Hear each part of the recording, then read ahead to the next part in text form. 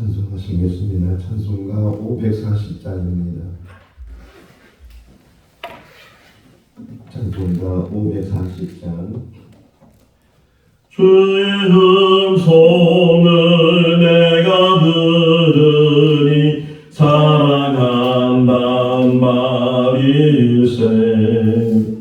믿는 마음으로 주께 가오니 나를 용접하소서. 내가 매일 십자가 앞에 더 가까이 가오니 그새 주의 흘린 봄의 피로써 나를 정케 하소서. 주여 넓으신 은혜 베푸사 나를 받아주시고 나의 품은 뜻 주의 뜻같이 되게 하여 주소서. 내가 매일 십자가 앞에 더 가까이 가오니 그새 주의 흘린 봄의 피로써 나를 정케 하소서. 주의 보좌로 나갈 때에 어찌하니 기쁠까.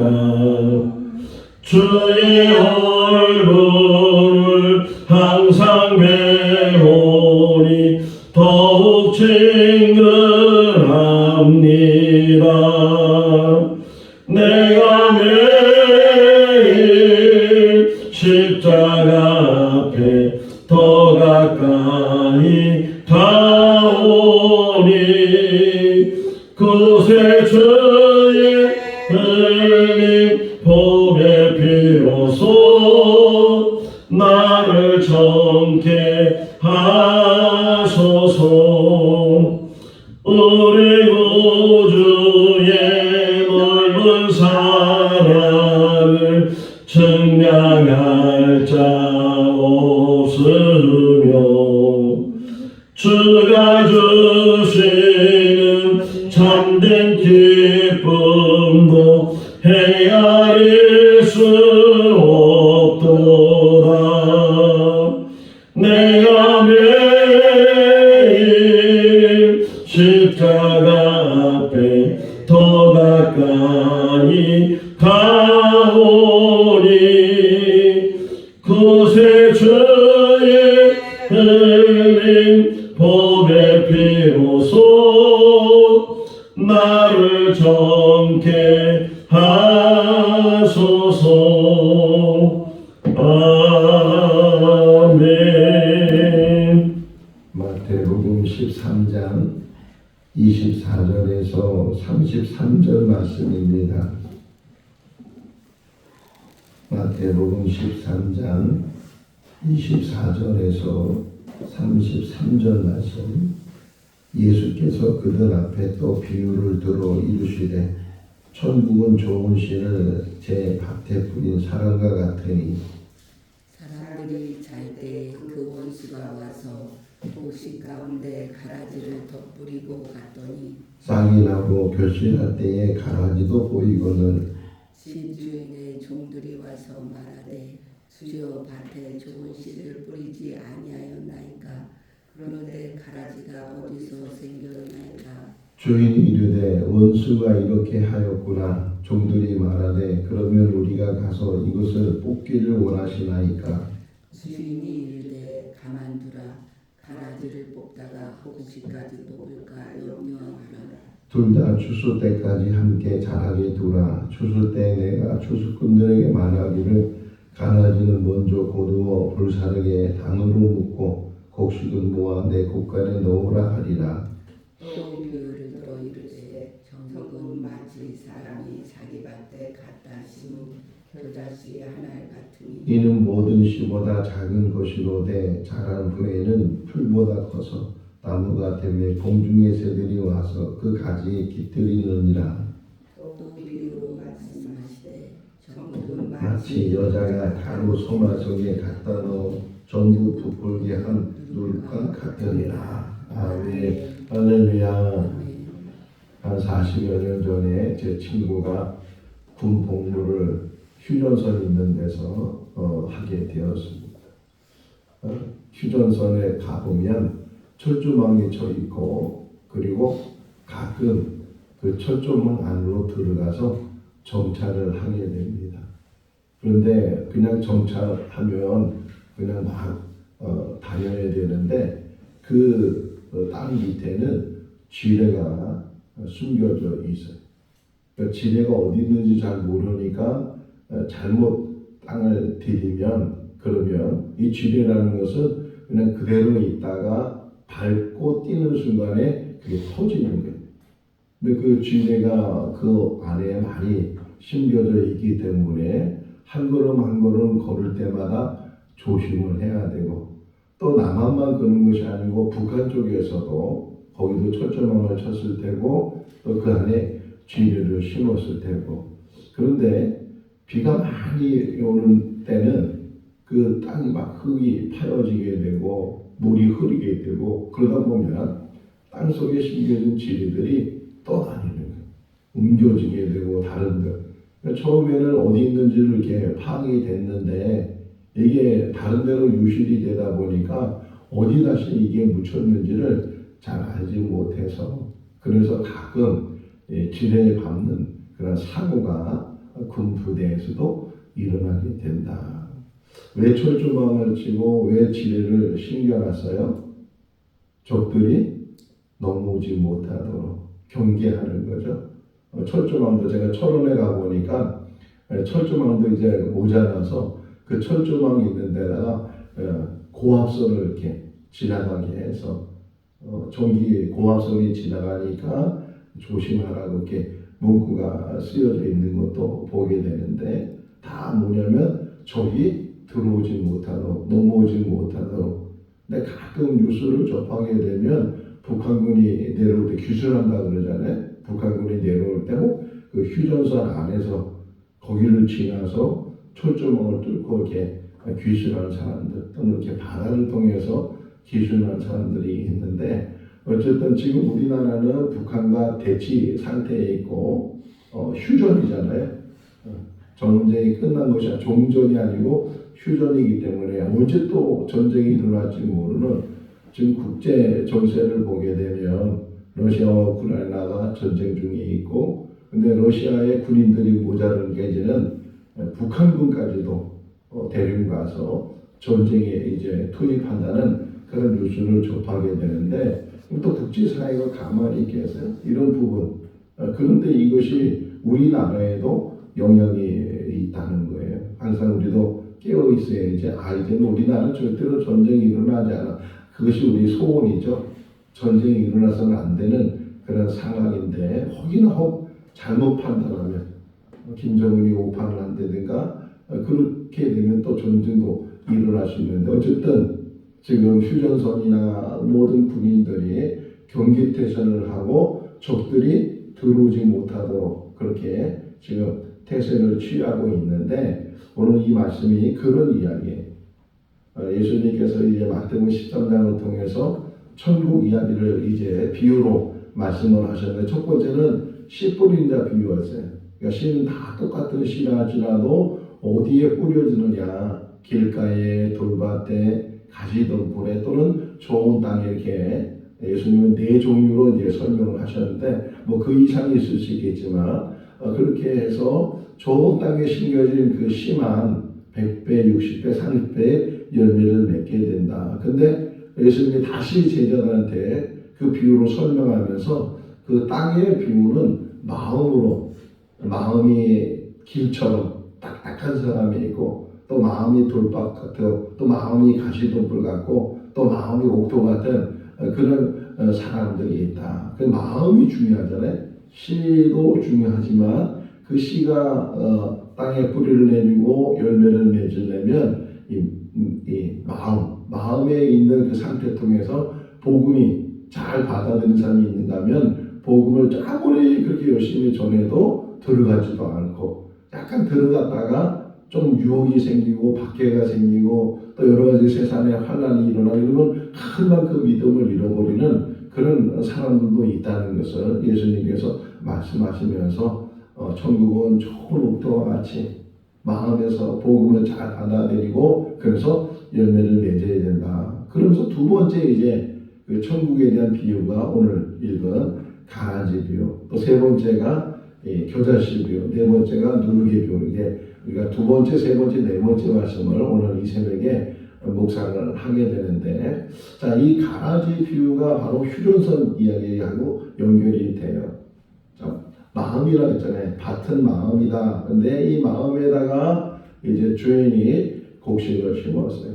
이제 거기서 열매를 거두려고 심었는데 오늘 본문에 보면 온수라고 표현되죠. 온수가 그 주인 몰래 다른 사람들 몰래 그 곡식 심은 데다가 가라지를 심겨놨다는 게. 종들에 가서 보니까 이게 좀 자랐는데 자라는 걸 보니까 곡식만 있는 것이 아니고 그 안에 가라지들도 많이 있어요. 우리 흔히 말하는 우리 논두렁 교회에 다닐 때 늘 논을 지나다니잖아요. 지금 추수를 다 했는데 여름철에 거기를 지나다 보면 그 곡식만 있는 것이 아니고 거기에 우리가 흔히 말하는 피, 옛날에 어릴 때는 그 피를 막 뽑았던 기억이 나는데 요즘 뽑지도 않더라고요. 피가 많이 자라. 어느 논에는 피가 좀 적은데 어느 논에 그냥 그 곡식보다 피가 더 많이 있을 정도로 시커멓게 거기에 있는 것을 보게 되는데 지금 그 가라지, 그 피 같은 그거를 곡식 안에다가 심어놨다는 게. 밭은 마음이라고 했어요. 마음 안에 이제 복음이 들어오고 말씀이 들어오고 그 말씀과 복음이 잘 자라고 있는데 그것만 들어온 것이 아니고 이 가라지, 원수가 사단이 마귀가 이 가라지도 이 마음 안에 집어넣게 되고 또 교회로도 표현하잖아요. 교회 안에 하나님의 자녀들만 있으면 좋은데 하나님의 자녀가 아닌 사람들도 들어와서 나중에는 이 교회를 어렵게 하고 힘들게 하고 교회를 막 무너뜨리려고 하는 그런 일들도 일어나게 되는. 그래서 흔히 말하잖아요. 교회 안에는 알곡과 가라지가 있다고. 근데 주인이 하는 말을 우리가 다시 한번 생각해 보면 종들은 주인이 그러면 그 가라지를 뽑아낼까요? 이렇게 지금 다시 주인에게 물으니까 그냥 둬라. 추수 때까지 그냥 둬라. 혹이나 그 가라지 뽑다가 알곡이 닥칠 수 있으니까 알곡을 보호하기 위해서 가라지를 그냥 둬라 이렇게 표현을 해요. 교회 안에서도 알곡과 가라지가 있는데 누가 알곡이고 누가 가라지는 잘 몰라요. 목회자도 모르고 성도들도 모르고 다 몰라요. 그냥 바라기는 다 알곡이 되고 가라지는 없고 그러기를 바라지만 혹이나 이 악한 원수가 가라지를 심어놓은 우리가 교회들마다 우린 아직은 안 붙여놨는데 교회들마다 가보면 뭐라 그래요? 신천지는 들어오지 말라고. 신천지가 하는 일이 뭐예요? 추수꾼이라고 해서 교회에다가 침투시키고 그래서 이제 자리 잡게 되면은 조금만 문제가 생기면 그 문제를 통해서 막 교회를 어루지게 하고 목회자를 넘어뜨리고 중직자를 넘어뜨리고 막 교회를 막 교인들 자기들은 추수했다 그래. 그런 사람들을 이 신천지 교회로 데려가면 추수했다고 알곡을 모았다고 막 그렇게 하는 그런 이단들이 많이 들어오게 되는. 제가 한 번은 몽골에 있을 때 어느 교회에서 단기 선교를 우리 교회로 오겠다고. 근데 청년들만 왔어요. 20 몇 명 정도 청년들만 와서 청년들이 수련을 하나보다. 그러고서 이제 같이 단대치를 다니게 됐는데 먼저 이제 소개를 하잖아요. 쭉 둘러 앉아가지고 소개를 하는데 자기는 신천지에 자기는 뭐 하나님에게 뭐 이렇게 들어보니까 거기에 빠졌다가 나온 사람들이. 그게 담임 목사님은 그 사회예요. 이단에 빠져있는 청년들, 이단에 빠져있는 사람들을 그래서 거기서부터 나올 수 있도록 그렇게. 그래서 계속 이단은 그 교회 그 목사님을 소송을 걸어요. 막 소송 걸고 맨날 그 교회 앞에 피켓으로 막 대모하는 사람들 이런 사람이 많이 있는데 어쨌든 그 청년들이 와서 수련하는 가운데 그 한번 이단에 들어가니까 빠져나올 때는 얼마나 힘든지 모르겠어요. 막 거기가 정말 진리가 있고 그래서 막 뭐 집을 뛰쳐나오고 그랬던 청년들이 들어가 보니까 아닌 것을 깨닫게 돼요. 근데 나오니까 너무 힘들었는데 그 목사님을 통해서 그들이 한 사람 한 사람 다시금 이제 나와서 그 위에서 신화생활을 잘 하고 있는데 그렇게 우리 교회 안에도 그렇고 특별히 우리 마음 안에 정말 좋은 것만 당겨지고 말씀만 당겨지고 그러면 되는데 근데 우리 한번 생각해 보세요. 우리 마음의 경계를 잘하고 있는지. 휴전선 얘기가 바로 그거예요. 우리가 지금 저기 한 사람도 밑으로 내려오지 않도록 철저하게 초점을 쳐놓고 경계를 쓰고 또 안에 심지어는 그 지혜가 숨겨지는 안에 들어서 정찰을 하고 수색을 하고 그럴 정도로 철저하게 해도 그래도 기순한 사람이 있고 그래도 문제가 생기는데 우리는 그 마음을 지키는 일에 대해서 얼마나 노력을 하고 애를 썼는가. 그런 무방비 상태. 그러니까 넘어져요. 맨날 넘어지고 그렇게 은혜 받았는데도 그 은혜가 하루도 못 가서 그냥 또 세상에 넘어지게 되고 왜? 마음을 빼앗기니까. 마음에 악한 것들이 자꾸만 자리 잡게 되고 제가 중학교 때 방학이 되면 평내 남양주 평내라는 곳이 있어요. 거기에 작은 외할머니가 사셔서 거기 가서 이제 방학 때 며칠 지내는데 한 번은 중학교 때 가니까 외할머니가 불러요. 저를 동아나 부르면서 김매러 가자. 좀 무슨 말인지도 모르고 가자고 하니까 따라갔는데 산 비탈길까지 가서 거기 보니까 커다란 밭이 있어요. 우리 교회 한 두세 배 되는 그런 밭이 거기에 이제 뭘 심어놨는데 보니까 풀이 얼마나 많이 자랐는지 풀 빼는 게 김매 풀을 막 잘라내고 풀이 뽑고 하는 게 김매는 거더라고요. 그러면서 한 골씩 이렇게 골로 돼 있으니까 외할머니 한 골, 제가 옆에서 또 한 골. 그래서 이제 그 풀을 부시하는데 나 허리가 아프지. 그리고 얘 입 하는데 뒤돌아보면 얼마 못 가서 저만 치면 심지도 않았어요. 심지도 않는데 저절로 그냥 읽어내고 다 또 고랑치고 그러고서 이렇게 곡식을 심었는데도 불구하고 풀들이 언제 그렇게 또 와가지고서 자랐는지. 한 번은 또 제가 피켓 전도합니다. 지금은 교회 앞에서 하는데 전에는 다른 곳에서 됐잖아요. 코지 그 카페 옆에서 했는데 거기에 조그만 텃밭이 있어요. 텃밭이 하나 한 10평 정도 텃밭이 하나 있었는데 어떤 분이 그 땅 주인이겠죠. 땅 주인이 옥수수를 심었어요. 옥수수. 근데 옥수수에 자라질 않네. 돌보질 않아. 그냥 심어놓기만 하지 풀이 더 커가지고서 옥수수 보이지도 않고 풀만 무성하게. 근데 그거 보면서 우리 마음을 지키지 않으면 마음을 경계하지 않으면 악한 원수가 우리를 넘어뜨리려고. 근데 그 피가 얼마나 잘 자라 풀이 얼마나 잘 자라는지 이것들이 다 영양분을 빨아버리게 되면 정말 키워야 될 곡식들은 제대로 자라지도 못하고 열매 맺지도 못하잖아요. 그럼에도 불구하고 지금 오늘 예수님께서는 이 비유로 말씀하시면서 추수 때까지 도라는 추수 때까지 도. 왜냐하면 이유가 뭐예요? 곡식이 다칠까봐, 알곡이 다칠까봐. 그러고 나서 추수 때가 되면 그러면 추수꾼들에게 먼저 그 가라지를 다 뽑아내고 그걸 단에 묶어서 불사를 하고 준비를 하고 나머지는 곡식들은 따로 모아서 그래서 곳간에다가 놓아야 된다. 지금은 누가 알곡인지 누가 가라지인지 모르는 그런 삶을 살고 있지만 분명히 이제 마지막 때가 되면 주님 오시는 날 또는 우리가 세상을 떠나서 하나님 앞에 서게 될 때 반드시 심판대에 서게 돼. 구원받은 사람들도 심판대에서 구원받은 것을 확인하고 하나님 나라에 들어갈 것이고 또 구원받지 못한 사람도 심판대에 서서 영광을 받는 그런 하나님께서 얘기하신 천국과 지옥이 있다고 그러잖아요. 천국에 못 간 사람들은 다 지옥에 갈 텐데 그 지옥에 가서 영원한 어제 우리 말씀을 들으면서 무종에 대한 말씀을 들었잖아요. 축사하시는 우리 소기천 교수님이에요. 신학학 교수님이가 신학에 대해서 얼마나 많이 잘 알아요. 무종행을 설명했는데 무종행이 그런 거구나. 다시금 깨달은 게 뭐예요?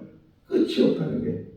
떨어지는데 끝없이 떨어지는 게 무종행이라고 설명을 해줬는데, 그런 영원한 형벌이 지옥 안에서 이제 받게 되는데, 지금은 모르잖아요. 누가 알고인지 누가 가라진지 모르지만 때가 되면 그것이 분리가 되고, 마태복음 25장에 양과 염소가 분리되는 것처럼 분리되는 일들이 일어나게 될 텐데, 우리는 알고 기어야 되죠.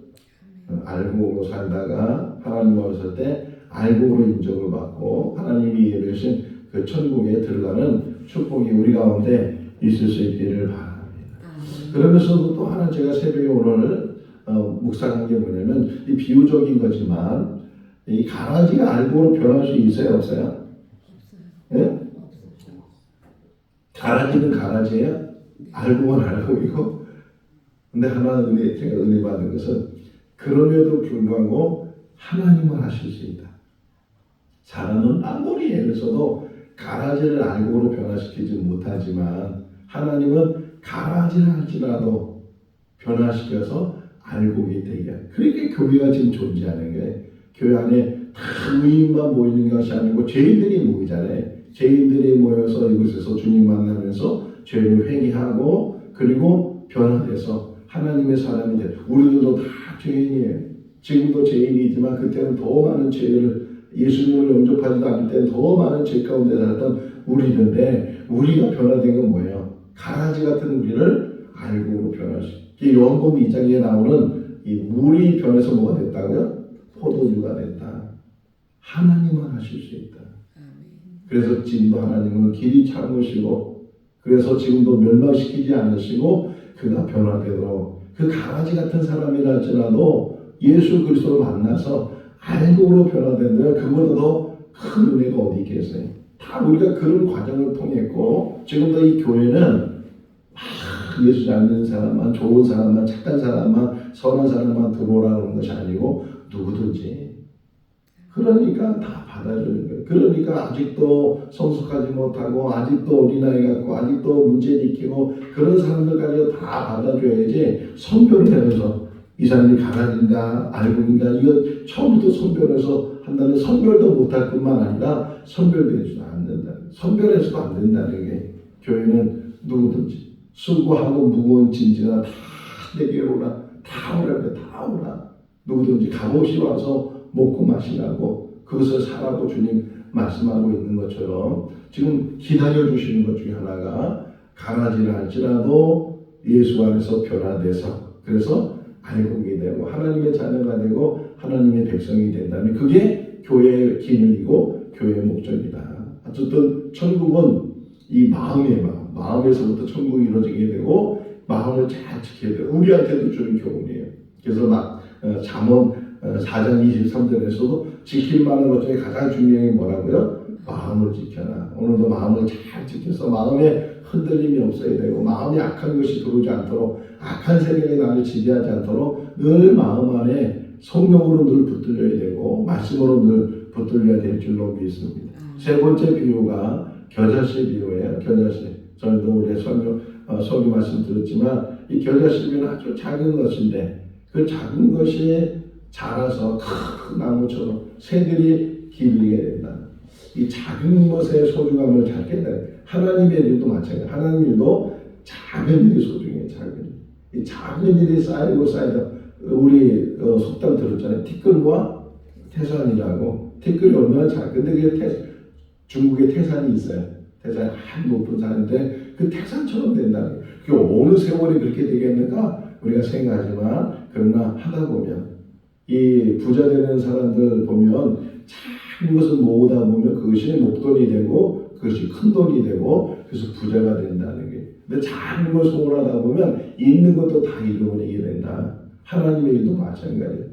큰 일을 한다고 해서 큰 사람이 되는 것이 아니고 작은 일부터 자기의 주어진 작은 일 하나하나가 그것이 쌓이게 되면 어느덧 큰 천국을 이루게 되고 하나님의 큰 일을 이루게 되고, 착하고 충성된 종아 네가 작은 일에 충성했으니 큰 일에 참여하는 자가 되라. 달란트 비유 속에서 주인이 말하는 것처럼 이게 작은 일을 소홀히 한다. 교회 일도 작은 일을 소홀히 않고 감당하다 보면 그것이 큰 천국을 이루는 축복이 우리 가운데 있는 줄로 믿습니다. 네 번째 비유가 누룩의 비유예요. 가루 소말 속에 누룩을 넣게 되면 그것이 다 부풀게 된다. 이 소말의 정도가 어느 정도 될까요? 몇 사람이 먹을 만한 밀가루일까요? 한 100명 정도가 먹는 거예요. 100명. 그러니까 적은 게 아니에요. 적은 게 아니고 그 많은 가루인데 거기에 작은 누룩을 집어넣어서 모든 가루들이 다 부풀게 되는 작은 것의 의미가 있기도 하고 또 역설적으로 생각해 보면 천국에 대한 비유 속에서 조심해야 될 누룩의 의미는 어떤 면에서 유대인들의 풍습이에요. 유대인들이 가지고 풍습 중에 하나가 뭐냐면 누룩은 부정적인. 그래서 소재를 들 때는 누룩을 집어넣으면 안 되고 또 이제 그 6월절 절기를 지킬 때도 지금도 마찬가지예요. 지금도 6월절 절기를 이스라엘 사람들이 지키는데 제일 먼저 하는 일이 뭐냐면 청소를 해요. 청소. 집안 청소하는데 청소하는 이유는 뭐냐면 누룩이 있나 없나 이스트라고 해서 이스트가 있나 없나를 막 찾아야 돼. 그걸 다 제거해야 돼. 그걸 다 버려야 눈에 띄지 않아야 이 밀가루도 넣지도 않고 무교병이잖아요. 무교병이 건 누룩이 없는 빵, 유교병은 누룩이 있는 빵 이게 구별되는 거거든요. 그러니까 6월절 절기, 무교절 절기를 지키려면 누룩이 없는 그 무교병을 그들이 먹어야 되니까 제일 먼저 하는 게 누룩을 제거하는 게 누룩을. 우리 인생 속에서도 악한 것들은 얼마나 빨리 퍼지는지 몰라요. 악한 것이 얼마나 빨리 커지는지 몰라요. 그런 것들을 잘 조심하지 않고 경계하지 않으면 나도 모르는 사이에 거기에 빠지게 되고 나도 모르는 사이에 그 누룩의 전염이 돼가지고서 오히려 정말 좋은 것들까지도 다 부패되고 좋은 걸 다 잃어버리게 되는 그런 일들도 일어나게 된다. 어쨌든 누룩의 역할은 작은 것이지만 다 부풀게 하는 것처럼 이 작은 것들이 천국을 이루어간다 하는 것들로 우리에게 이야기를 해주고 혹이나 악한 것이 우리 마음을 사로잡지 않도록 악한 것이 나를 무너뜨리지 않도록 항상 그것을 경계해야 되고 생각이 나는 생각조차도 예수님께서 산상본 설명하시면서 음욕에 대해서 말씀하시잖아요. 간음에 대해서 모세 시대에는 간음하는 것을 행위적으로 간음하지 말라고 하지만 십계명에 나올 정도로 간음이라는 게 악한 것인데 근데 주님은 거기다 덧붙여서 말씀하시기를 마음에 음욕을 품는 자마다 벌써 간음 못했다. 이 음욕 안 품는 사람이 어디 계세요? 어떻게 보면 다 하나님께서 이런 성욕을 주셨는데 성욕은 하나님이 주신 기능에 성욕이 있어야 자녀를 낳게 되고 식욕이 있어야 건강을 지켜야 되고 이 욕구라는 거는 다 하나님이 주는데 그런데 음욕이 뭐예요? 나쁜 마음이에요. 나쁜 마음. 아내가 있는데도 다른 여자 남편인데도 다른 남자 이게 다 음욕이라는 거잖아요. 그 음욕을 품는 자는 벌써 간음한 자다. 그만큼 마음이 지키기도 어렵지만 이 마음을 다스린다는 게 얼마나 어려운가 하는 것들을 우리가 다시금 설명해 주고 있는데 이 천국 비유 속에서 천국은 마음에서부터 이루어지고 여기 있다 저기 있다 하지 말고 너희 마음에 있느니라 천국에 대해서 주님 말씀하신 것처럼 우리 천국을 이루는 이 마음을 오늘도 살아가면서 잘 지키고 잘 기경하고 잘 경계하고 그래서 악한 것들이 나한테 들어오지 않도록 악한 것으로 내가 넘어지지 않도록 나를 지켜가면서 믿음으로 승리해 나가는 우리 모두가 다 될 수 있기를 주님의 이름으로 축원합니다. 기도하겠습니다. 사랑이 많으신 하나님 아버지 우리가 깨닫지 못하고 깨어있지 못하면 악한 원수가 우리 마음속에 악한 것을 심고 가라지와 같은 그런 더러운 것을 심게 되는 것을 오늘도 묵상합니다. 무엇보다 지킬 만한 것 중에 가장 귀한 것은 마음을 지키는 것인데 우리 마음을 잘 지키는 하루가 되게 하여 주시옵소서. 오직 말씀만이 우리를 새롭게 하여 주시고 성령만이 우리를 지키시고 인도하실 줄로 믿습니다. 성령의 사람이 되게 하시고 새벽마다 주시는 이 말씀이 힘이 되게 하시고 영의 양식이 되게 하시고 우리의 삶을 지켜나가는 지정표가 되게 하여 주시옵소서. 작은 것이 시작돼서 큰 것을 이루는 것처럼 하나님의 나라도 그렇게 시작이 되는 줄로 믿습니다. 우리의 삶 가운데 작은 일에 소홀함이 없게 해주시고 하나님의 일은 작은 일일수록 더 충성하고 더 감당해야 될 우리 일인 줄로 압니다. 흔들리지 않고 맡겨진 주신 사명을 잘 감당하는 우리들 되게 하여 주시옵소서. 한 주간도 지켜주시고 선하게 인도하여 주시기를 간절히 바라옵고 예수 그리스도 이름으로 기도하옵나이다. 아멘. 마쳤습니다. 자유롭게 기도하시기 바랍니다.